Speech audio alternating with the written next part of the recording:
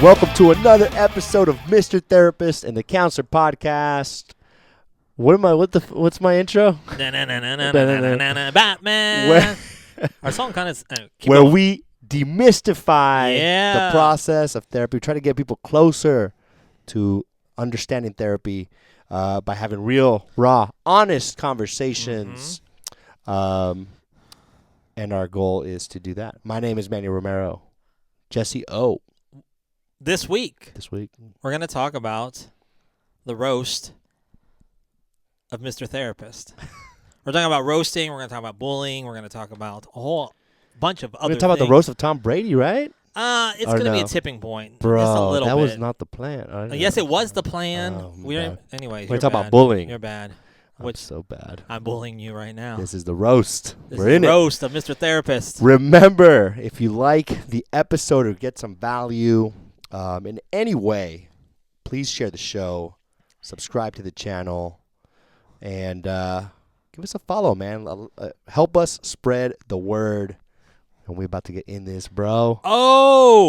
Here we are. We're back again. So we're not talking about the roast of Tom Brady at all? Back.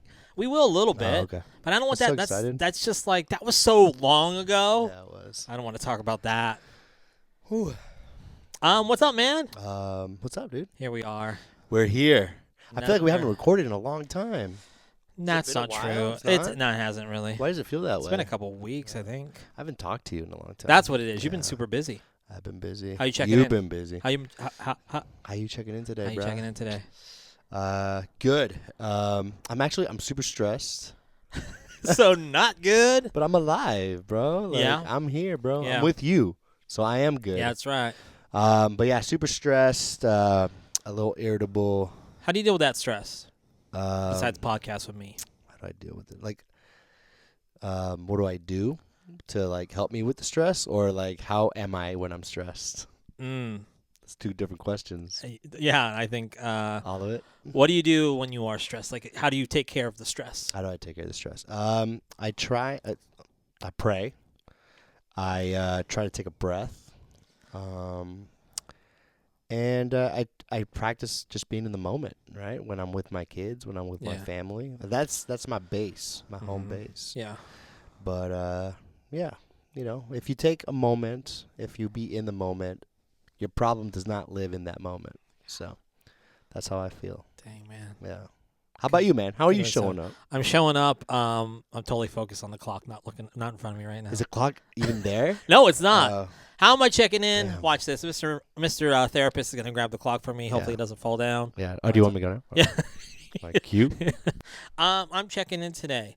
Let me feel my body. Let me feel it. I mean, not like touch myself. That sounded bad. I mean, like, let me just see how I'm feeling. No, we're not going to edit this show. We don't ever edit this show. I say cut things out here and there. How am I checking in today? Well, today I feel a little anxious. Always a little anxious before we get cracking on the subject matter, because I want to put out the best product possible. I care about this a lot. So some anxiety. I actually feel pretty calm, like almost confident a little bit, because we know what we're going to talk about today, but I don't really know what we're going to talk about today. Yeah. Like, we got the talking points. Usually I'll like put a little more effort. Yeah. But I have been very like busy. I've been busy and tired throughout the week.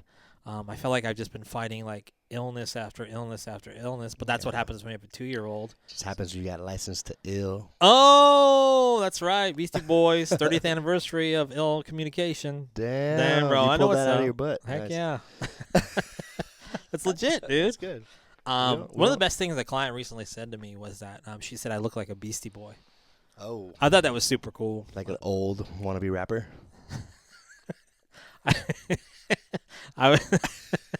Yep, that's exactly. She was. That's messed up. That's so messed up. What a bully this guy is. We're not even. That would be a good way to like shift into Segue. it. You know what? Somebody recently said I look like a comedian. A comedian. A comedian. His name is Steven something. He's like an Italian American. Bill Burr? No. Dang it. Now I have to look it up. Yeah. We have to look it up. Oh. We have to look it up. What do you want? So what's Steven? Just type in comedian Steven something? Steven. And I want you to tell me if I look like him. Oh, my God. Okay, let's check it out. Just take your time. There's no pressure. We haven't started the clock yet. No. Steven Wright. No. You look exactly like this. This guy looks like Opie, dude. No. What a comedian Steven. But comedian Steven. No, I think it's STP. Stefan? Yeah. Can you It's do a little bit slower? it's like Stephen Wright, rest in peace. I think he's passed away, actually. The biblical Steven. It's like Italian. Hold up. Will you slow it down? Lynch? No. No, go back. What do you mean go back? I found it so easy on mine. Why are you struggling so much? Stephen Colbert? No, not Stephen Colbert. This is terrible. Why? What's wrong with your internet? This guy? No, dude. I'm going to... Oh, man, this is like taking way much... This was not part of the plan. Yeah. Anyways, so I get yeah, whatever. I don't even know anymore. So yeah, I'm good. Now I'm a little confused. That's how I feel. I'm gonna find this. Good, man. Oh, Sebastian. Sorry. Sebastian. Shit, Sebastian. Look up this guy right here. Steven Sebastian. Just put comedian Sebastian. That says Machado. Yeah, just put in Sebastian. Steven, not Colbert or. Oh, Sebastian Maniscalco. Hey, will you look at that guy? Do I look like him? Let's check it out right now. I'm gonna pull up a picture. You do not even look like this guy. This guy looks like. This guy's like Mexican, dude. I think he's Italian. Oh, no, you don't. No? No. Not a little bit? No. Come on. No. Okay, we're done. We're done. Not at all. All right. Good deal. Is that okay? Yeah, that's fine. I didn't think I looked like him either. Okay, good. Yeah. No. I just wanted to share that with you. I mean, this is a good. He looks good. He's not He's like a good bad-looking guy. No, he's great looking guy. Yeah. Cool. Anyways, wanted to share that. That was one of my experiences working in group therapy this week. Very cool. So before we go into the topic today, I wanted to bring up the recent passing of Grayson Murray, PGA golfer. I think he was 30 years old. I asked Manny to pull up a couple different articles, but I'd heard that he was on the PGA Tour competing in one of the tournaments, and he had called out sick, like he had canceled his appearance for an illness, and then shortly thereafter, maybe a day or so after, it was found out that he had committed suicide. I wanted to bring this up because it's relevant for this podcast, the topics we talk about here. You know, at the end of this episode, I'll say check in on your friends if I remember to do that, and that kind of speaks volumes on that whole concept because sometimes we do forget to check in on people, and that's what I was telling you too, Mandy, too. That's the one thing about like mental health, like. Sometimes depression or you don't know what depression actually looks like because some people could present a certain way, and there are warning signs, but sometimes before you know it, something tragic like this can happen. I wanted you to bring up a couple things. I know that he talked about his I think his alcoholism. I think he was 8 months sober. Sure. I'm not sure if this was leading up to the thing, but. He talked about in his early 20s when he would be playing, he would, he felt very confident. He'd be drinking, you're winning, you take on a lot of a lot comes your way at such an early age, I could imagine, and the pressures of that. Yep. I said in 2021, Murray was involved in an alcohol-related incident in Hawaii, and when he was asked about it, he said, "Why was I drunk?" Actually, he wrote this in his social media. I'm an alcoholic that hates everything to do with the PGA Tour life, and that is my scapegoat. So, drinking was a way for him to help him deal with going on tour. Right. Yeah. So, one of the other articles, I don't think you have to pull it up. It was the other one that I sent you, but he had mentioned just having that comparison thing. He would compare himself to other people on the tour. That's this one right here, yeah. Yeah, and I just he mentioned, what did he say? He's just he lacked a lot of self-esteem from that, right? Yep. He struggled comparing himself to others, struggled with self-esteem. And yeah, so which, he mentions this common issues we all endure, right? And that is that's pretty universal. And he said he got tired of trying to fight it alone. Asked for help one day. And that's when his life changed. So it looks like he was struggling, and at times probably feeling good, but that's mental health, and that's what it looks like. I was thinking about this because of this incident, but I thought about like the reasons why we get out of bed every day are the reasons we find a way to live or continue living. And sometimes for a lot of people that have severe mental health issues, even addiction issues, it's all under the same roof to me. It can be a real struggle. Having something, we talk about a lot often about like a sense of purpose, but sometimes we lose that and we lose sight of things. And if we don't have the support we need, we can get quickly lost in that. And some people don't come back from that, like Grayson Murray. So my thoughts and prayers are with his family. And it's a very tragic thing. Yeah. Something we've experienced from people we know as well. And, I don't know if there's anything to say about this, but like just to hope that we learn from this. And if it's checking on people we care about or just being open to hearing things. And as we talk about often is like seeing a mental health professional. If you don't know what to do with your baggage, and you don't know where to unpack it. Yeah. Yeah, no, I think it takes me to just share that, I think a lot of people in this society is feeling like really lonely, and more people than you even think, are experiencing that.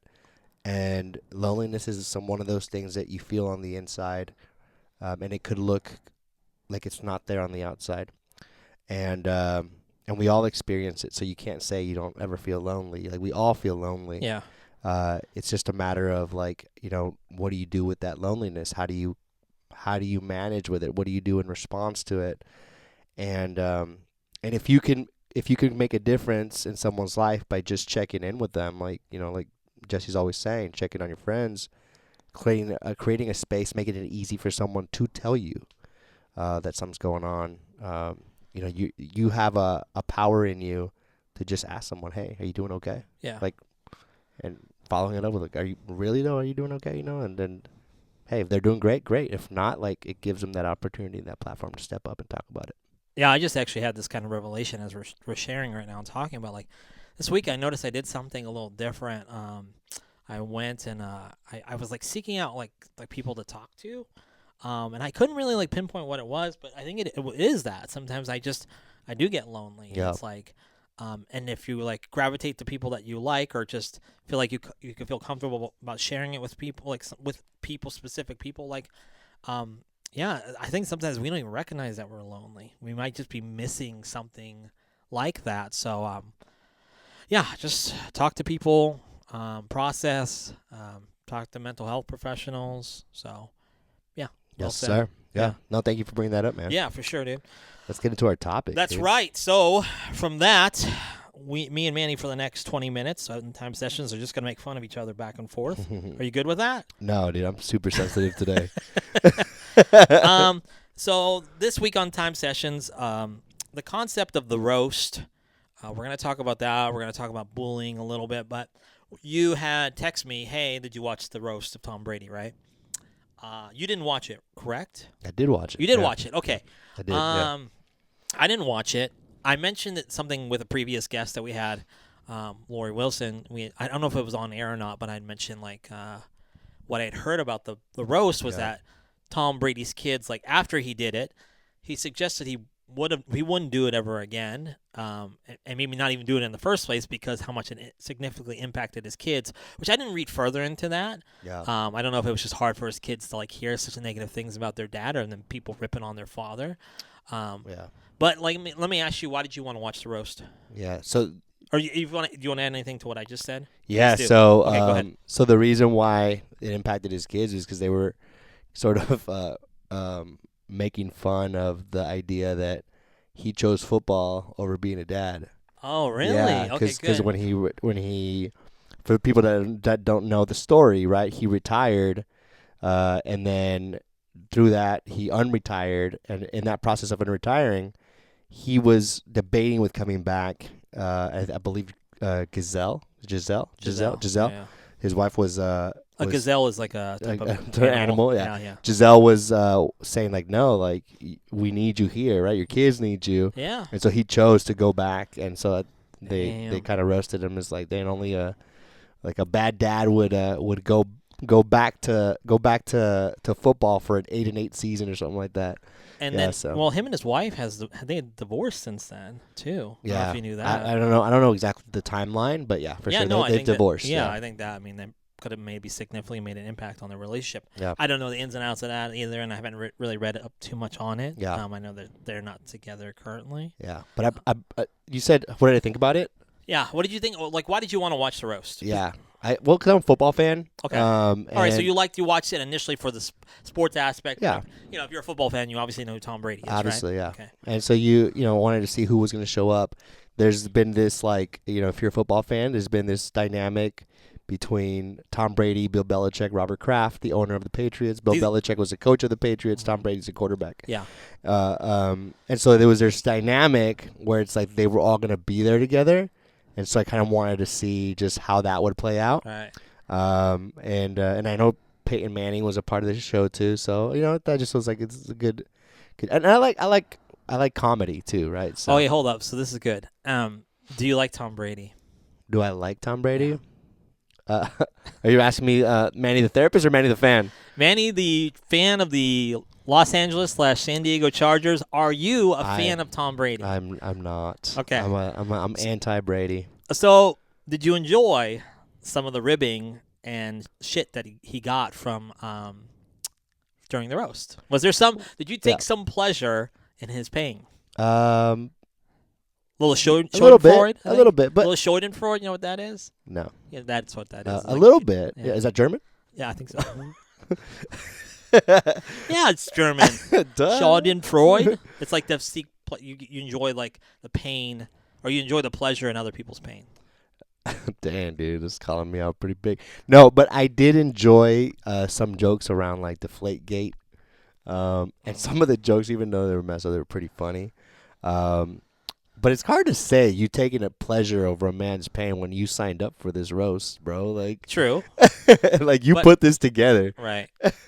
I mean, I know that unfortunately throughout my life, I have found myself like rooting for bad things to happen to people. Yeah, I don't know if good people. I don't know, but like no, like at times I've been so miserable. I want people to be miserable with me.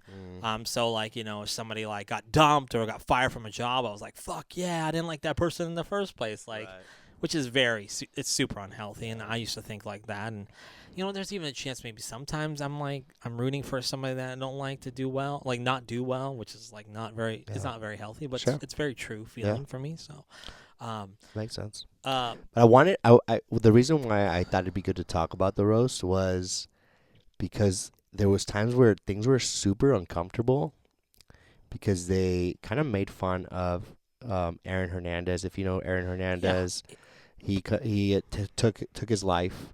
Explain who Aaron Hernandez is, because like I think he's known for that. Yeah, he was a tight end for the Patriots during their dynasty Super Bowl runs, and he was he on the bench though? No, he was a starter.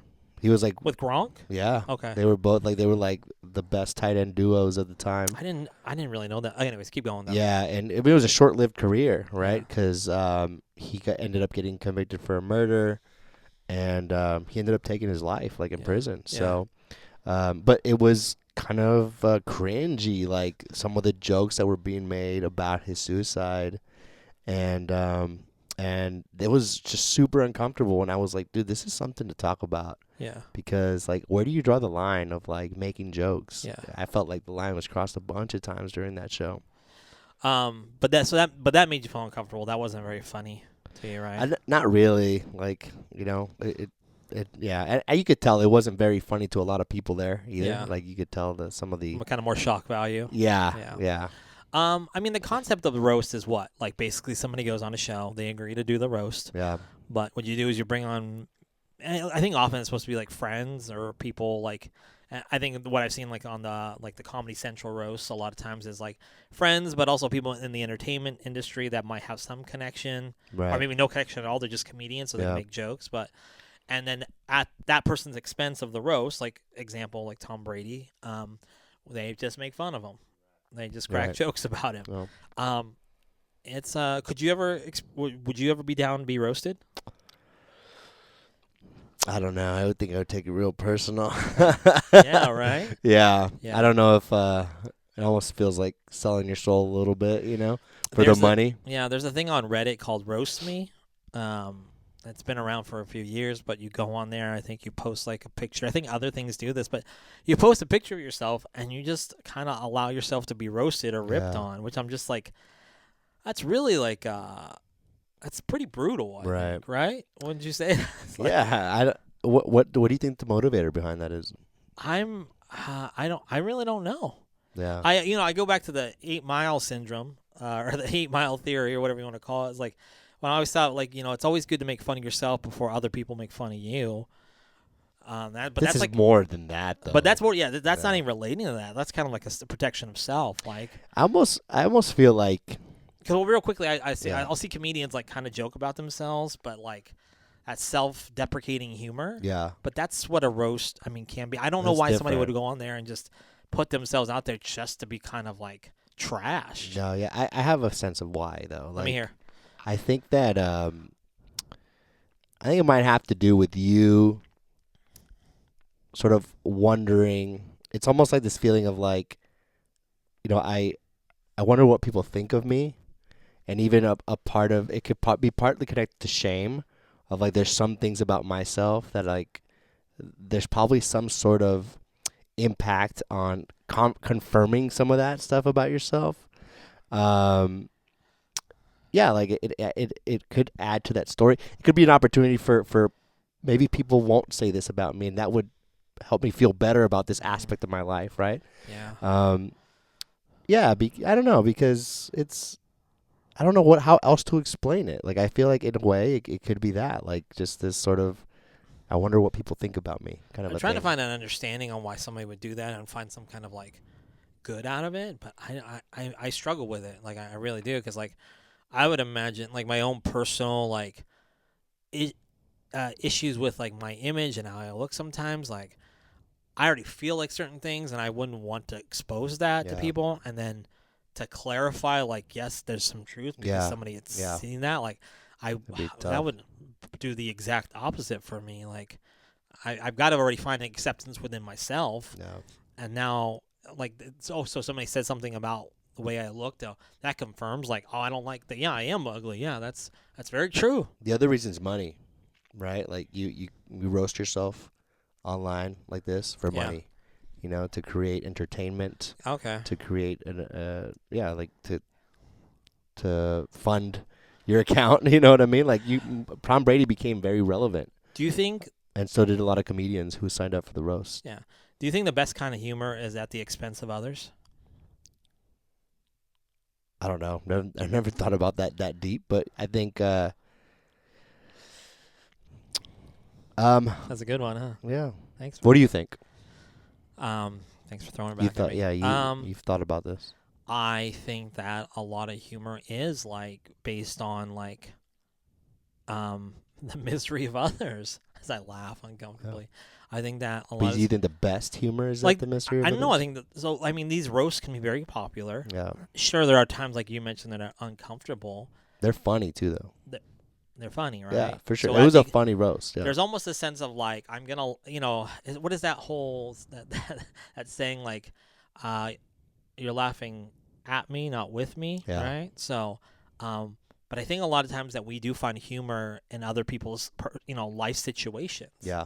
Like, I know when I'm funniest is when I'm like commenting on something that's ridiculous that just happened to somebody, or that's something. The easiest way. Yeah, it's an easy way to get a laugh. Like, I have people like, oh, I've had this before, like, oh, you should be a comedian, and I'm like, well, can I bring like all my environment around me, because that's when I'm funny. Yeah. I'm not good at like writing down jokes, but like if just there's a scenario in like family or in the office, I'm just like, I could be like, this shit's like a comedy right here. Yeah. So yeah, I mean that's I feel like most of my humor, it is sort of like you're clowning on someone, you're kind of like pointing something out.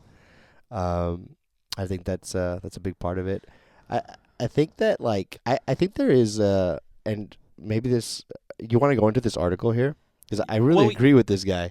I kind of wanted to go into like the idea of roasting / well, then when does like the humor become more bullying? Like when do you become a bully right. and not the comedian? But sure, well, bring up. Yeah. So this article says why roasts are an antidote to bullying and narcissism. So I don't. And this is Don Rickles. No. In honor of Don Rickles. Yeah, Don Rickles. This is so Izzy real quickly, you know who Don Coleman. Rickles is? I don't know. Yeah, he's like an old time comedian, but he was just hilarious. Yeah. Passed away at 90 years old. A few years back, but like he would be like he was the roast master. Yeah. But the article is from who's it? Doctor. I don't even know if it's a doctor. It doesn't say, but it's Izzy Coleman. Look up the other article because there's another article that it says what he is actually, right? This is the Coleman Bullying Institute. This is he's a certified nationally certified school psychologist. Okay. So that school psychologists aren't necessarily doctors. Okay. All right. So you're not a doctor. So and he doesn't say PhD, so I'm not going to call this guy a doctor. Yeah. Let's keep moving then. Yeah. So all right. So this guy though, he wrote an article saying my roasts are the antidote of Yeah, so this article is called "Why Roasts Are an Antidote to Bullying and Narcissism." And what did you get from that article? So I didn't read this article, but you said you like that, but you said you liked it though. But why did you like it? Yeah, so what I and I don't know that I've liked that full statement, but what I resonated with this statement was that I think there is value in being able to laugh at yourself. I think comedy brings a value of connection, a value of being able to talk about something uncomfortable. A long time ago, I talked about we were discussing the Dave Chappelle comedy, right? And and he makes a lot of jokes about transsexual people, the trans community. Yeah. And when I hear him make jokes, I don't get this hate sense from him. I don't feel like he hates the trans community, but I really appreciate that he makes something comfortable to talk about, right? Yeah. And gosh, I mean, I used to grow up listening to George Lopez. George Lopez clowns on the Latino community. Okay. And I'm like, dude, it's so true. Some of these norms, some of these cultural things that we do, and being able to talk about that without feeling offended, without feeling I think that there is value in that. I've heard how comedy in present day is it's hard to be a comedian in the sense there are so many standards and practices that are being applied we've talked about the whole cancel culture and things like that, which I don't want to get too much into, but I don't know if it was Jerry Seinfeld. Actually, I have no idea what comedian said this, but a famous comedian said this. But he talked about how comedians still need to be comedians, and they still need to be able to make jokes about things and not have to go by those social norms that are being practiced or pushed more than ever. You mentioned George Lopez though. It's he didn't make fun of his own culture, but then somebody like Dave Chappelle making fun of another culture in the trans world, it's probably going to be seen. Yeah. It could be seen negatively. If I went up and made jokes about African Americans, I don't know if that's just gonna fly. Probably because it's you though. Yeah, well, that's what I'm saying though. But that's what I'm saying. If Dave Chappelle makes comments about a different type of culture or race or whatever, and if this, it's I guess it is walking a fine line. It is. That's the art of comedy, right? But is that the art of comedy, or is that your agenda and your personal agenda, and are you just bullying in some ways? Could it be that? Right. That's what I think it's everyone's interpretation. Yes, right. Because here's the reason why. That's what I mean by when I hear Dave Chappelle. I don't think he's bullying. Yeah. But someone else could think that, right? It's your own perception. And he had, I don't know if you heard, but Dave Chappelle had someone he was mentoring. Uh-huh. It was a trans comedian who loved his content. Yeah. And loved she did not take offense to the jokes she appreciated him for the jokes that he made. And so I think it's everyone's interpretation of where that line is, right? And a comedian, you kind of hope there are some comedians that do come from this place of you're almost damn, I think this guy believes this. Yeah. And you can kind of sense that, and it's a little more awkward, right? Dave Chappelle doesn't give me that vibe. On the quote, at least the statement of the article, the antidote for how roast could be antidote for narcissism. What do you think? What does that stand for? What does that mean? I don't know. What do you think he means by that? Maybe we should read the fucking article, right? No, but I think. What do you think he means by that, though? I know that's a good question. I mean, for a narcissist, I guess it's more just kind of I guess it's dealing with narcissists, right? People that have a narcissistic like behaviors or traits, or I mean, now even like personality disorder. Like, I guess it's finding humor and maybe tolerance and dealing with a person that's significantly. Let's read this part. So humor is an antidote to narcissism. It is difficult to enjoy relationships with narcissists. And no other personality type has been as freely and massively attacked by popular psychology in recent years. Narcissism is an extremely popular topic. Narcissists need to believe that they are perfect, and they need to be treated like they are perfect. They can't tolerate being criticized or insulted.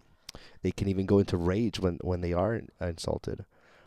Humor gives us pleasure because it's nature's weapon against narcissism, preventing us from thinking we're perfect. Yeah. So he's making a little article about like through humor we can clown on ourselves a little bit. Like, peg us lower on the peg us one bar lower, so it's like, hey, we're not perfect. We don't need to pretend that we are. There's nothing wrong with us, and we can laugh at like our mistakes, our humanism. Yeah. So that's. Do you agree with that? Yeah, I think so. I think that was kind of going back to what I mentioned about like kind of if we could find humor in the errors of our ways. Sometimes it's easy if we could laugh about it. I know sometimes just working with clients, if they can almost like, laugh at, I don't want to say laugh at their trauma, but if they could still have a sense of humor, not about the experience, the event, but like if they could still smile, they could still enjoy a laugh. They could find some lightness in life after whatever like severe things they've been through throughout their experiences, and I think there's a real power in finding that and finding joy and happiness and laughter. So this guy's quote. Can I introduce it to you? Yes. So this guy again, school psychologist Izzy Kallman. We will never win the war against bullying by trying to convince people to stop being bullies. We need to teach people how not to be victims. What do you think about that? Do you agree with him? I'm gonna probably be like, straight politician, be like a yes and a no. I think sometimes there is a victim mentality, and what I mean by that is like some people just don't want to heal, right? They're not finding like they're not finding, what the fuck am I trying to say? Not trying to find solution. Yeah. I think that they get stuck in that. Like, I don't know. Let me ask you about bullying. Have you met people or clients that have experienced like heavy bullying? Sure. Yeah. And I don't want to like completely ignore like this statement because I want to ask you about. You totally like, are, bro. No, I'm not. I'm going. This is my brain. This is how I think. So good. Like, I'll circle you back. How do you deal with somebody who's had severe bullying? It could be like in person. It could be like from like cyberbullying, whatever it is. Like, how do you approach that? How do you like give them coping skills to deal with like an experience like that? It just depends on where they are in the process. Like if someone is holding on to an experience where they felt bullied, you kind of have to grieve that process. You kind of have to talk about what happened, what hurt. And create a space for them to grieve that, and if someone's currently being bullied, you do a little bit of that work, but then you also teach boundaries. You also teach like how do you sort of stand up for yourself? Who are the people that you can go to? How can you remove yourself from a situation like that? You can't really control the other person, so To the article, and then I'm gonna ask you about it. Like, I think that you're right. He's right to a point where it's just like you can't stop those people and their behaviors. Mm-hmm. You can't. You're not gonna be able to let them know like, hey, this is how you're hurting me or impacting me. But to your point, like setting boundaries and not believing the hype. Yeah. Like, just because this is how you feel about me. Yeah. There's what truth is it to that? Like, it makes me so sad when I think about bullying for people that are growing up experiencing as kids. Like, high school and like it's junior high and those years when you're so young, like it seems so important. It seems like everything. But as you get older and you get through it, and not to say there aren't like scars and like from those experiences, but like it's like a lot of things. I guess it just feels like so everything is so right now and so important. But people grow up. I hope people grow up. Not everybody grows up or matures, but like I wish I could just shout this out to anybody that's listening, that's experiencing bullying. It's just like, you can get through it. Yeah, I kind of agree. I agree in a way. I kind of see what Izzy Kalman's trying to say. Yeah. When he says we need to teach people not to be victims because we can't control bullies.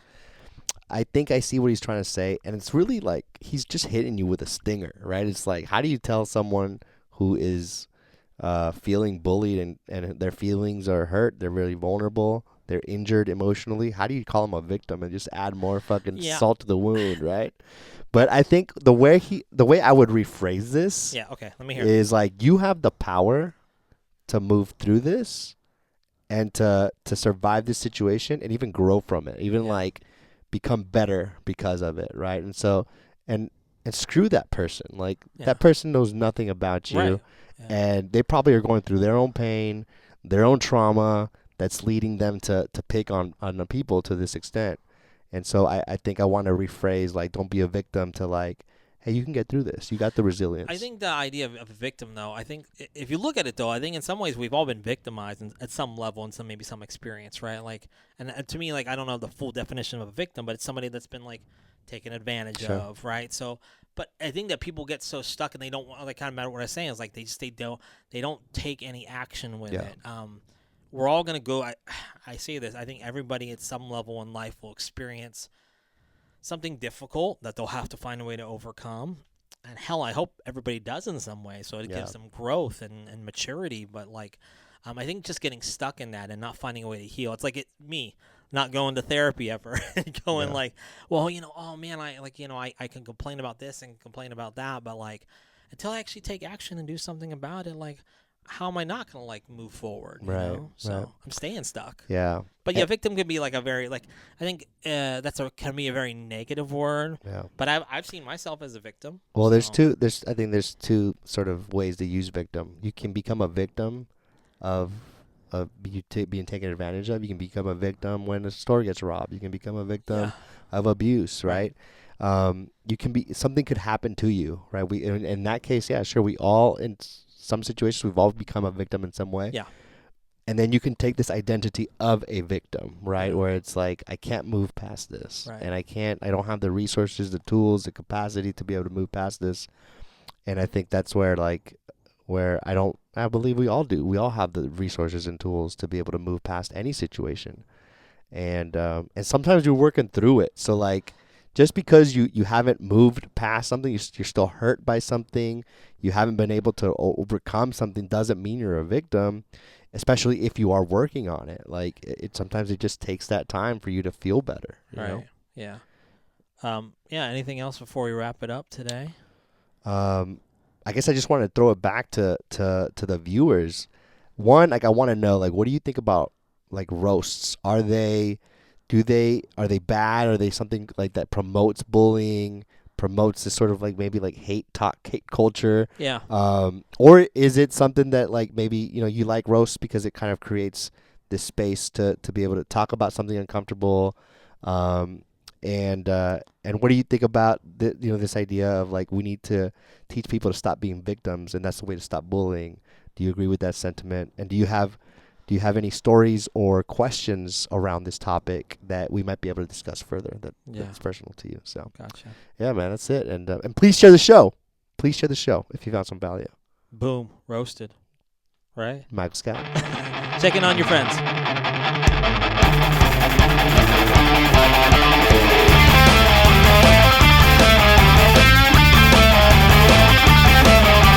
Forgot my name, tag it home today, I'm Jack. Greet you like I give a fuck, are you surprised by that?